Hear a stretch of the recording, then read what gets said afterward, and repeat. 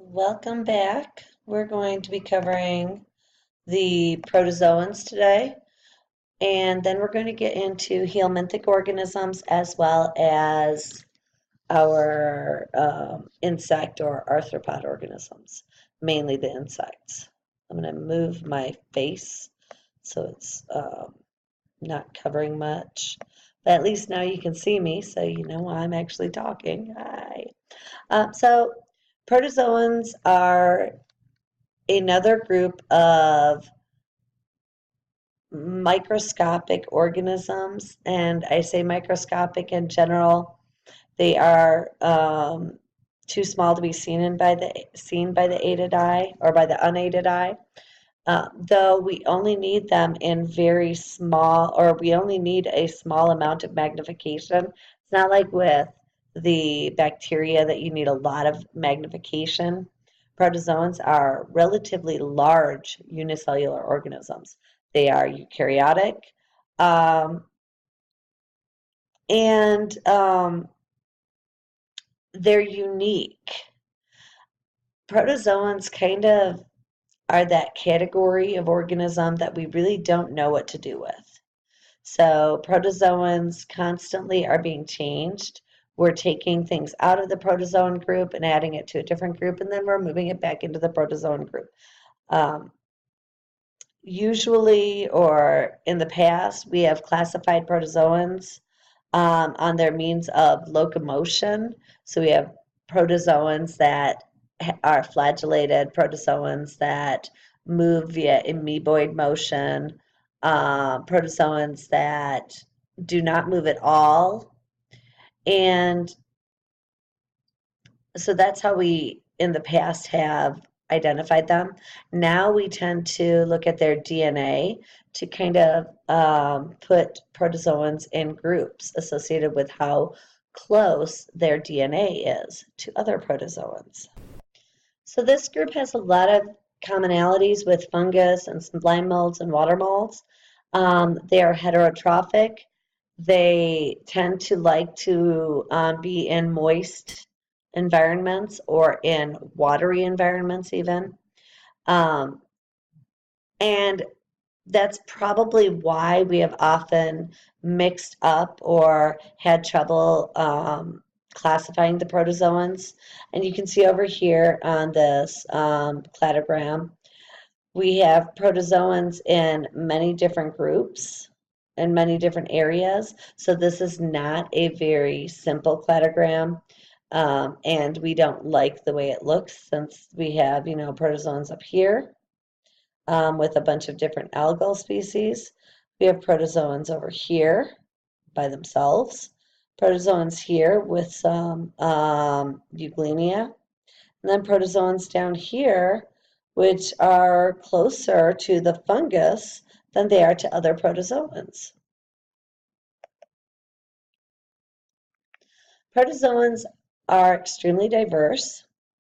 So they live in water environments. They live in moist, so where you're a terrestrial environment, but you have a lot of moisture. They can live in those environments. They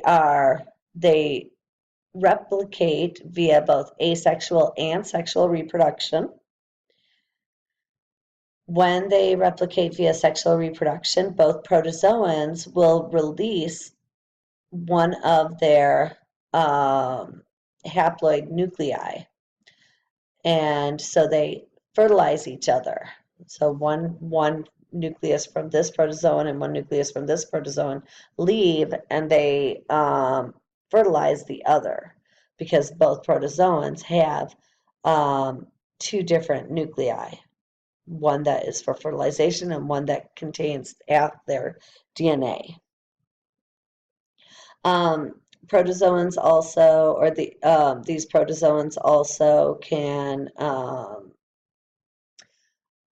replicate via asexual reproduction, mitosis. And so over here, you're looking at protozoans, their life cycle. So some protozoans are disease-causing organisms, and these are the ones that we typically focus on in microbiology. Um, every protozoan in the group Apicocomplexan, which is a group of protozoans that cannot move, so they are non-motile. Every organism in this group is considered a parasitic organism and does cause human disease. And so here you see mosquito.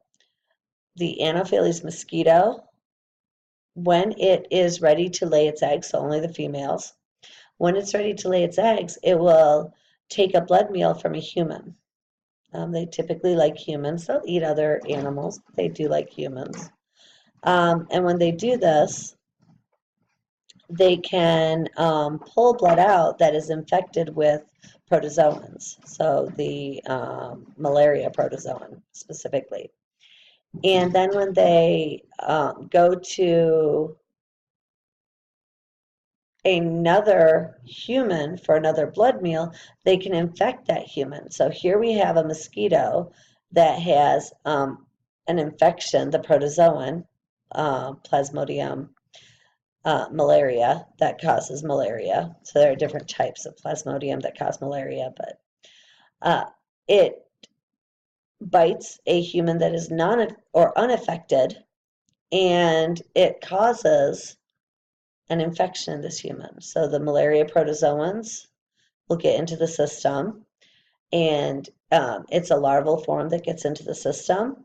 That larval form will move to the liver and will start to grow, develop, and replicate. Eventually, it will make its way to the blood cells. And when it gets into the blood cells, it will replicate via asexual reproduction to form lots and lots and lots of copies of the same protozoan. This is known as schizogony, where you're replicating the nucleus multiple times instead of just like mitosis separates the DNA and the nucleus once. In schizogony, we're separating it like 8 times. And then all of these little protozoans burst out of the blood at the same time, causing the symptoms of malaria. So now we have this infected blood. If a mosquito then takes a blood meal from this infected person, they will get the protozoan in their blood. And what's interesting is this protozoan, when it lives in the Plasmodium or the Anopheles mosquito, it goes through sexual reproduction.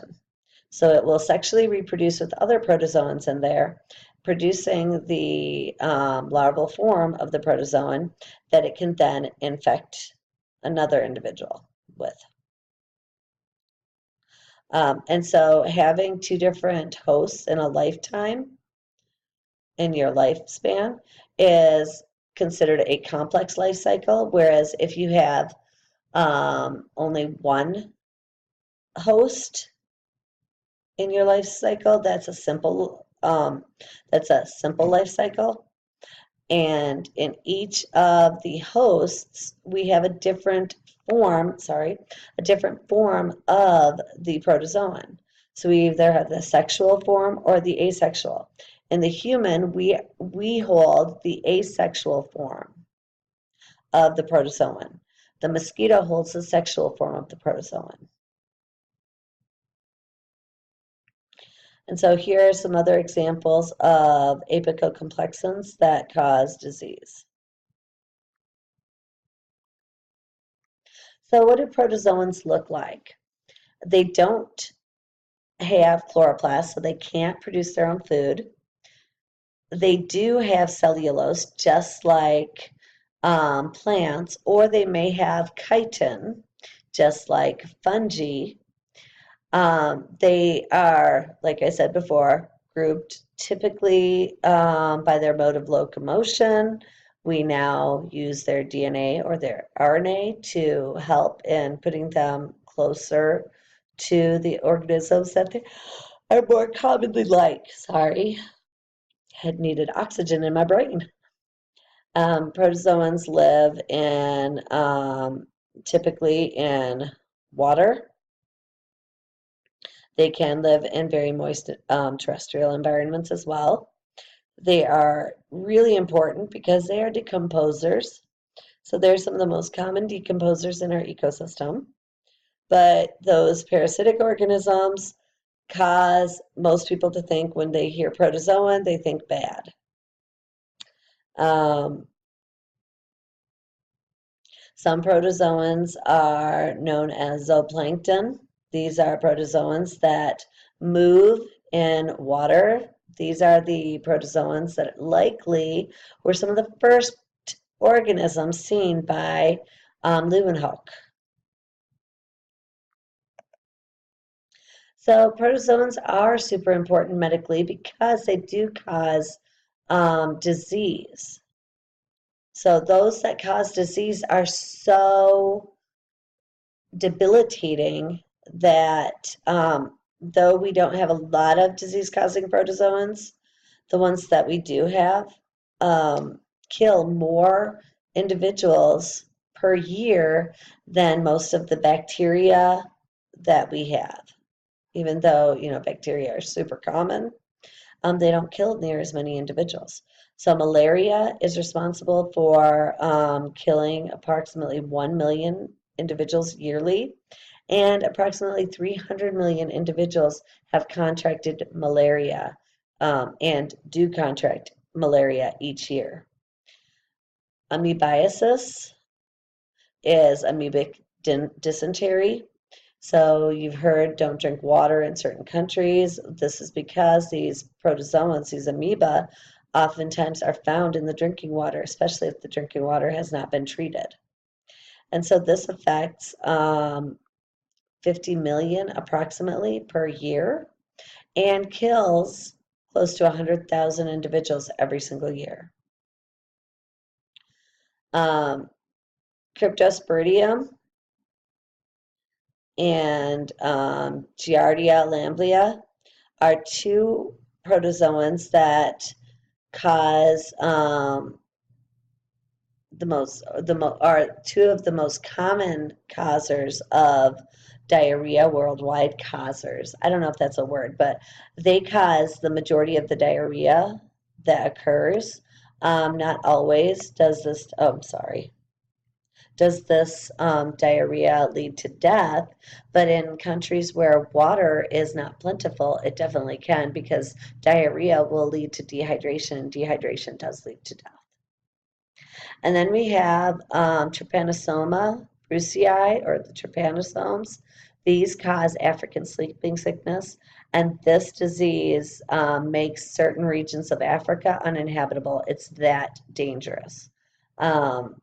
Because the protozoan is constantly changing its surface antigens, so you're not able to fight off the infection with your immune system.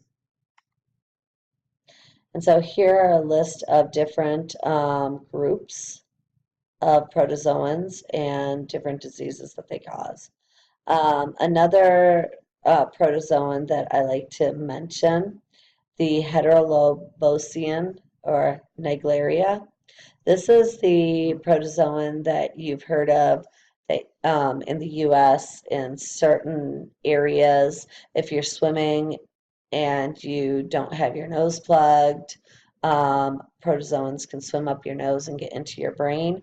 They don't do it because they want to kill you. What happens is they move in, and wherever they land, they're going to set up house. And so it just happens that they went in through your nasal cavity and they find your central nervous system, your brain, and so they're going to set up house there.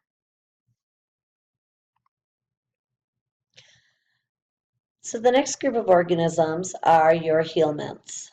These are not microscopic organisms, but the egg and the larval form is often microscopic. But the actual worms are macroscopic. Helminths, so the majority of helminths, just like most other organisms, do not cause disease, but they can cause disease. The most common helminths are your roundworms. We also have tapeworms, which are always disease causers, and flukes, which are always disease causers. They typically infect, so they get into your system. And they infect the digestive system, the intestinal tract, and take nutrients from the host. Not all do this, but the majority do. In the industrialized world, we don't really have to worry about many of these helminthic parasitic organisms. But in developing countries where we are sharing water, we're bathing together, this is the same water that we wash laundry in or that we may use for dumping our waste out.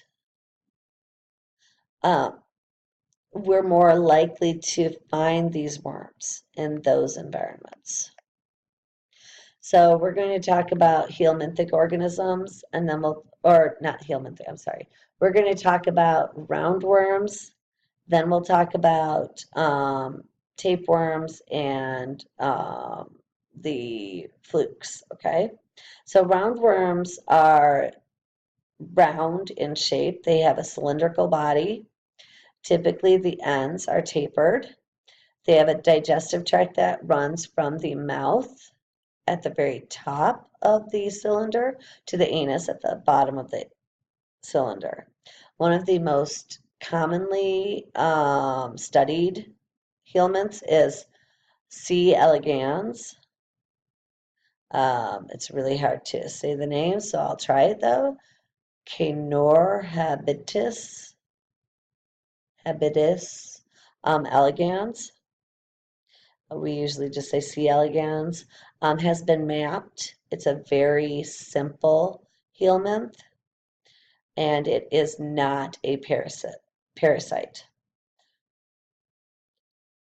There's not a lot of nematodes that have been identified yet, but we assume that there are probably closer to 1,000,000 or more helminthic organisms or roundworms, which are helminths. But we've only identified approximately 30,000. So one of the most common roundworm protozoans or roundworm helminths that causes infection that is a parasite are the Ascaris lumbricoides. So these cause ascariasis, which is also known as roundworm disease. And so the female produces hundreds of thousands of eggs every day, can release those eggs, and then those eggs leave the body through the anal canal with the feces. And you saw this figure when we were talking about, I think it was chapter 9, so killing microbes. Here we have the eggs, so think of it this way. The eggs come out with feces. Say we use the feces to fertilize plants.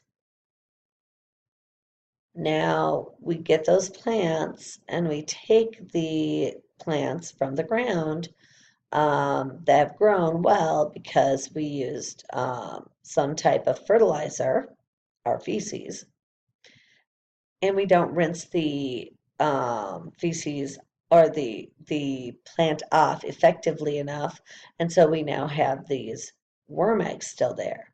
The worms will then move into our digestive tract. They then crawl from our digestive tract. They move into the blood. They travel through our cardiovascular system till they get to the pulmonary system. They move into our lungs through the capillaries, where they then move towards the opening, our trachea. They cause us to have a scratchy or an uncomfortable feeling. So we cough, and then we swallow. And now that worm is going back down into our intestines, where it is now made its entire trip. so that it's now considered a fully adult, able to reproduce worm. So some other helminthic organisms. Oh, I'm sorry. I don't know why I have that. Nematodes, tapeworms, and flukes. Some other nematodes, roundworms. We have hookworms. These are larvae that live, or that get into soil. So they live in your gut, and they get or they're released from your gut through, fecal matter. So when we release feces, we release the eggs as well. Then the larvae hatch. They move in the soil, in moist soil. And then when you're walking on the ground without socks or shoes, these larvae will burrow through your skin. And they don't even cause much irritation. Once they get through the skin, they get into your blood. They then travel to, the lungs, just like the others, move out of the blood, go up from the lungs to that trachea. We then swallow down the worm, and it gets into our, intestines. So this worm tends to infect approximately, um, 750,000 individuals every single year. And so Necator americanus, and there's another one, and I'm not going to remember his name. Necator is the one I typically remember because, oh, its name is kind of interesting, and Necator americanus, just it sounds cool. So these worms can sometimes get into the wrong place. So here you see a hookworm in the eye. These are not where you typically find these hookworms. When they get into the eye, they can cause irritation. They're not going to grow really effectively in the eye, because that's not their normal place. But we can remove it from the eye. And then, if there's no damage to the cornea, typically you have normal sight. And I went through this entire life cycle already, but you can look at this picture. And if you have questions, bring them to me, okay? Another super popular, helminthic organism, roundworm again, is the pinworm. Pinworm is Enterobius vermicularis. The pinworm has a direct life cycle, so it doesn't have a complex life cycle, very simple. It, enters typically with food, or, because you're putting your hand in your mouth and you have the eggs on your hand or something. It enters your mouth, goes into your digestive tract, so it gets to your intestines, and moves all the way to the large intestine, to the, sigmoid colon region, so, close to the rectum, and it kind of lives out there. Males and females together live, and they reproduce in your gut. And then the females, every night when you're really calm, so when you're sleeping, they will move through the colon and out the anus. So that's what you're seeing here. And they lay their eggs all around the anus. What this does is when you defecate, when you poop, the eggs are pulled away from that anal region.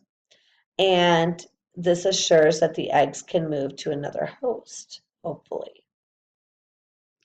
So pinworms don't cause near as many problems as these other worms. Pinworms typically don't cause any problems. They sometimes cause itching, anal itching, but other than that, they don't really cause any issues unless they get into areas of your body that they're not supposed to be in. Or if you have a super severe infection of pinworms, then you may have some abdominal discomfort at times. But in general, yeah, they don't cause many problems. It's more psychological. So when you know that there's worms in your child or in yourself, then that's going to freak you out. The issue with pinworms, or the thing about pinworms, is that they're the most common worm infection that we have in the Midwest. And typically, it's infants and children that have these worms, that get these worms.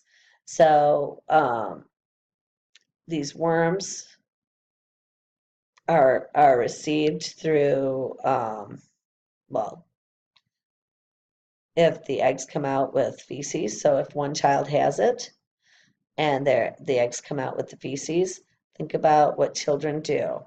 If a child has a scratchy butt, an itchy butt, they're just going to scratch their butt. They don't care. And, talking about a 1 or 2 year old, they're not going to go and wash their hands. That's not a thing they do. They scratch their butt and then they grab their ball again or whatever they're playing with. And then another kid plays with the same ball, or they might be eating food, sharing food with somebody, including their mom, and you don't know what they were doing with their hands if you didn't pay attention. And then you put the food in your mouth with maybe their fingers, and now you have the eggs in your mouth. Also, if they're sleeping and they're scratching in their sleep at all, um, the eggs can actually be found in the bed linen. So now you're sweeping up or you're fluffing their bed. Those eggs are super tiny, very lightweight, and they can just kind of hover in the air. They kind of float. And so we can breathe them in. And when they go in, they go down our digestive tract and into our intestines where they then live. Another roundworm is Wuchereria bancrofti. So this worm, when it gets into your system, can damage your lymphatic vessels and block the lymph from being able to drain then. And so this disease, or this helminth, causes lymphatic filariasis or elephantiasis, which is another name for it. So I have a lot of information that is not being seen, and I super apologize for that. Let me just show you this, and then we'll talk about it. Another disorder is caused by the helminth. Now I'm going to forget the name. Okay, hold on. Sorry. Onchocerca volvulus. Sorry. I don't know how I forgot that. This worm is transmitted by the bite of a black fly, and it's really common in certain regions of the world. And because there's no treatment, these individuals tend to get large accumulations of these worms. So one worm doesn't cause a lot of problems. It's when there are hundreds of thousands of worms that are getting into your system. When you get a lot of worms, then they move through the skin and they move into the eyes. And they cause damage to the cornea of the eyes, which causes river blindness. That's the common name for this disease. Onchocerciasis or river blindness. Another problem that they have is because they move in the skin, they actually cause severe itching to the point where you're digging your skin and bleeding. It's that irritating to the skin. And so it's, here we see a child who still has sight leading to adults. And this is not uncommon in these countries because the children, part of their jobs is to bring the adults from one place to another so that the adults can do their jobs. And there you can see the corneas are very damaged, the inflammatory response because of the worms. So itchy eyes and inability to see. Now we can talk about the next worm, which is known as the tapeworm. So these are our cestodes. All cestodes are parasitic. Tapeworms are flat. They don't have um, they don't have like the same body cavities as other worms do. They don't have the same type of digestive tract. They are very flattened, and they are composed of these little tiny square-like structures called proglottids. Okay, at the end of the worm, so the anterior end, they have these hooks that allow them to dig into the intestines, and then they adhere there, and then they can take in nutrients from our intestines, and then we don't absorb those nutrients.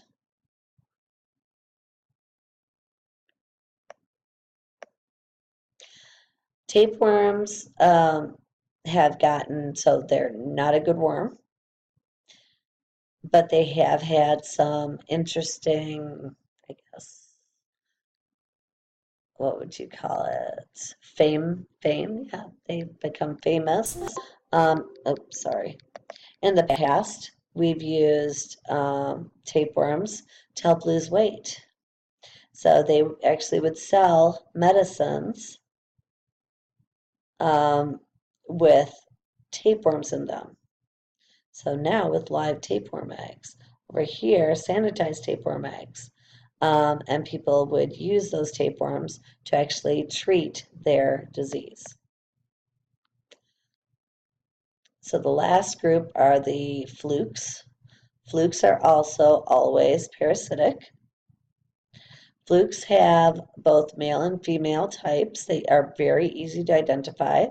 The male is this large worm that has this gynocephoral opening, and that's where the female sits in. So this female basically just sits inside of this male's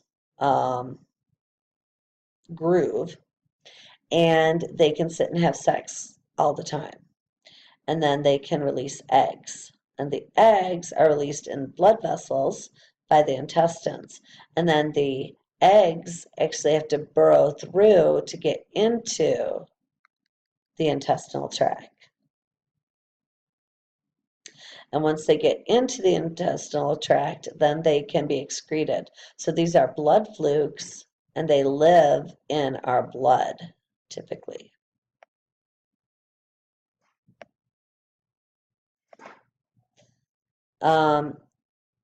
Blood flukes have a complex life cycle. The snail is the intermediate host. And then, so the intermediate host is the host that asexual reproduction occurs in. The definitive host is the host where sexual reproduction occurs in. Humans that take in these worms tend to be called dead-end hosts, but not always. So it depends on the type of blood fluke. So if the blood fluke is not a human blood fluke, then they can be called a dead-end host because the host can't so the worm gets into us, but it can't survive effectively. And in that case, it can cause a rash before it actually dies out. And so here you see swimmer's itch caused by flukes that typically live in ducks and in the snails.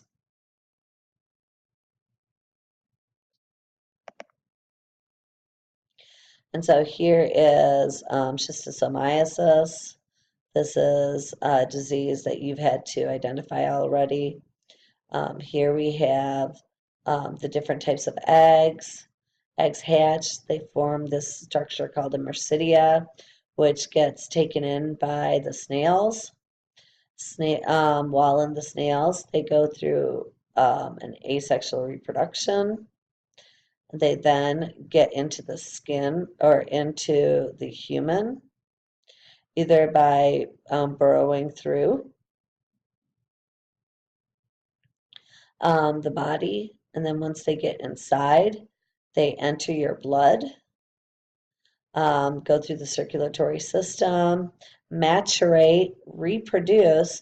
They lay eggs by the intestines, and then the eggs burrow through and are released via the fecal matter when we defecate.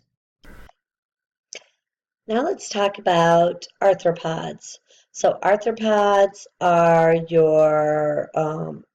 are a large group of organisms that include insects, one of the most common animals on Earth, mites, fleas, which are insects, but they're a unique type of insect, and is there anything else? Ticks, that's the other one I like to talk about. Insects, as well as arachnids, which include your mites and your ticks, tend to be one of the most common vectors of pathogen transfer from one organism to another. And because of that, we study them in microbiology. Vectors can be used either mechanically or biologically. A mechanical vector is an arthropod of some sort that takes a pathogen from one area to another area. Hold on. So I just told you about mechanical vectors. Now we'll talk about biological vectors.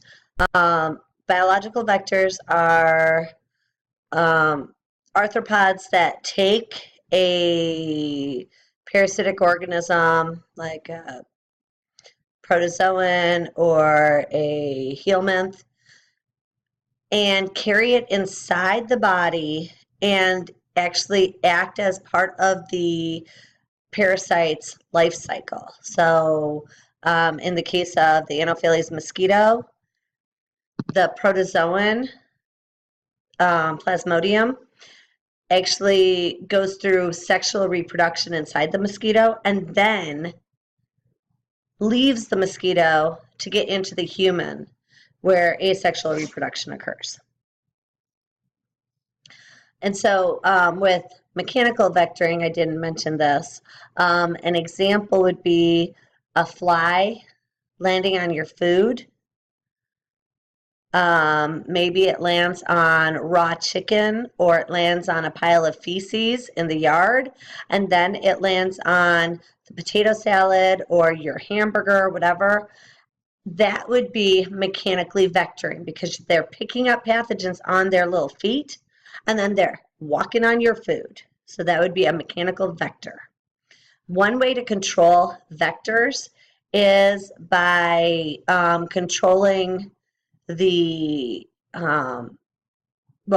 one way of controlling diseases is by controlling the vector population.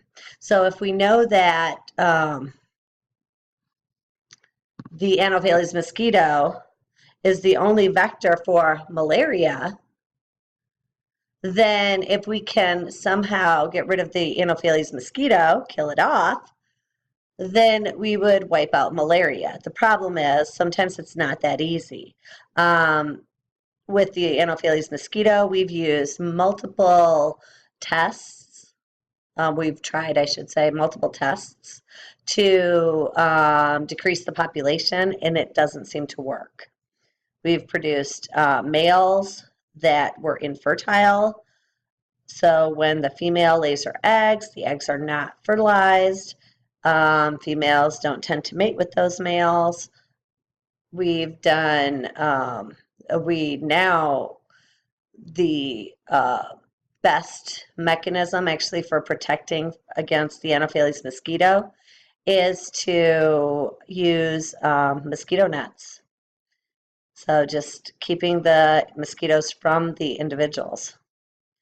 But getting rid of the mosquitoes themselves is really hard to do.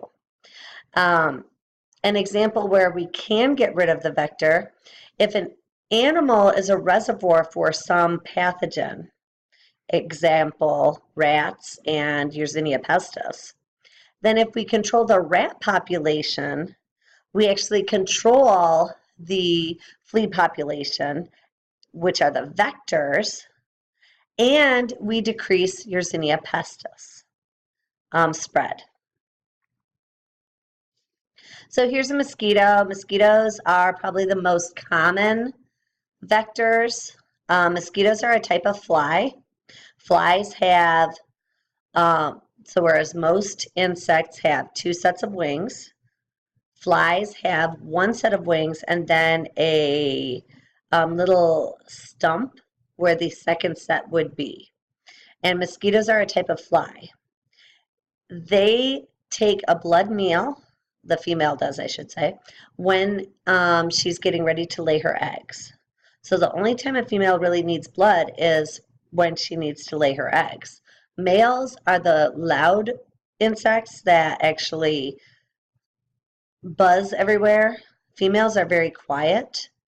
So anytime you see a male buzzing around you, it's because there's a female probably on you. They can spread diseases like malaria, which we've talked about. West Nile encephalitis is another disease. Fleas then are wingless insects, and they are laterally flattened. Fleas typically are more of a nuisance than anything else. They cause infections because people scratch, but they can carry certain diseases.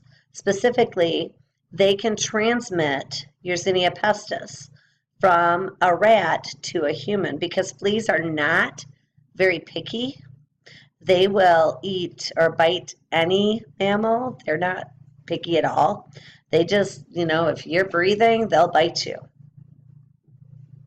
When a flea bites, if it gets bacteria, the Yersinia pestis, in its gut, in its gullet, it's not able to swallow it down, and so then it starts starving, or goes into starvation mode, basically, and it will start biting anything it can come across.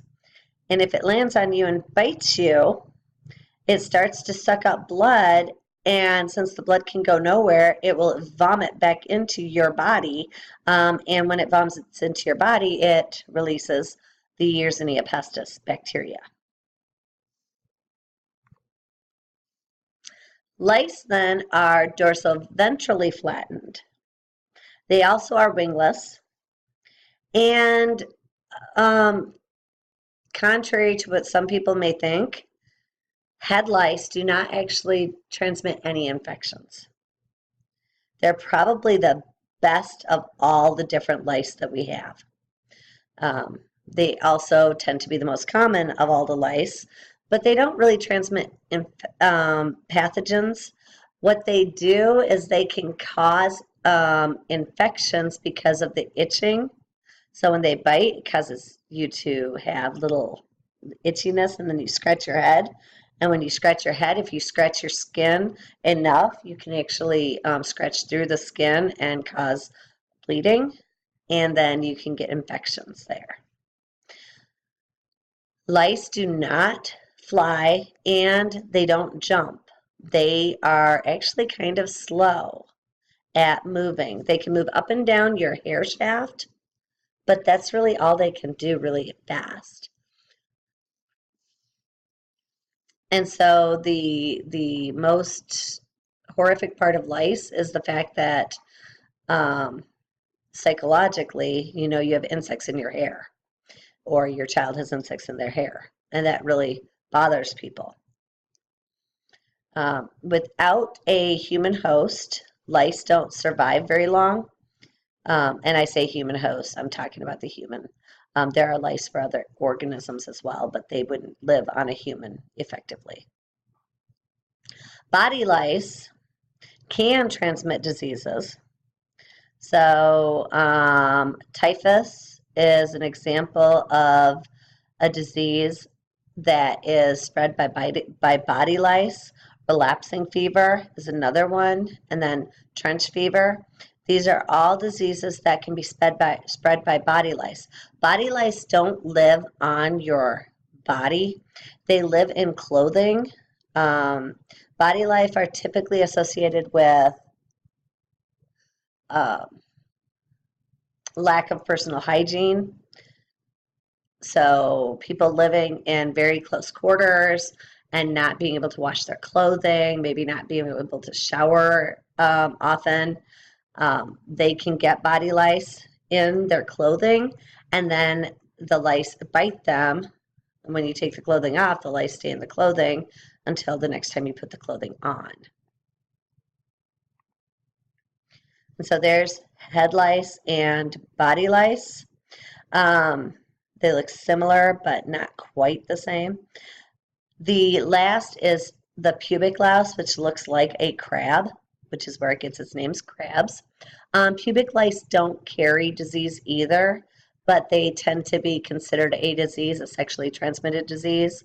If you have pubic lice, then that's called crabs.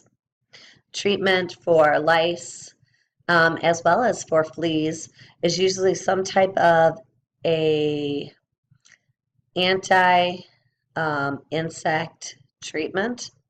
So like a shampoo that kills insects. The problem with these is you do have to watch to make sure that you don't overuse or leave the shampoo on too long, because what the shampoo does is it gets into their nervous system and, well, kills them.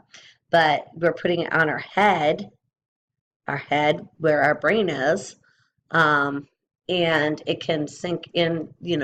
Our skin is nice and absorbent. It can take certain chemicals in, and it can actually cause problems. So you do have to watch that. There are other treatments. If you have body lice, obviously washing your clothes in very hot water and then drying them. Bagging up all of the stuffed animals in the house, stuff like that, for head lice, keeping them away from your child. Combing through the hair to get rid of any of the nits, which are the little eggs that the lice leave, are all going to help. And then you can use things like mayonnaise or other they're still chemicals, but non-damaging chemicals to treat your head or your body, I guess, too. Ticks are a different type of arthropod. They are called arachnids.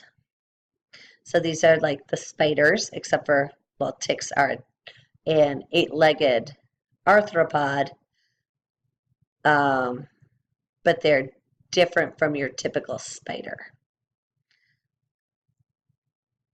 Ticks live in areas where there's like grass or trees, and what they do is they wait for an individual to walk by, and they can kind of sense you walking by because of the carbon dioxide that you're releasing. And once they sense that carbon dioxide, they will drop onto you if they're in a tree, or they will latch onto you if you're walking through grasses. They'll get onto you, and then they just find a soft part of your body that they can stick their, what we call head, which is really just mouthpieces, into the body. Some ticks don't transmit diseases, but they can make you, or the area that they feed from can get infected from your own body bacteria. But there are certain ticks that do transmit diseases. So Rocky Mountain spotted fever is an example of a disease transmitted by a wood tick. The deer tick, everybody knows, Lyme disease. This is Borrelia burgdorferi. When you remove the tick, you want to take tweezers, put them as close as possible to the where the tick has attached to your skin without pinching your skin, and then gently pull straight out. This will pull the head or the mouth parts out with the tick, and then you can kill the tick using fire.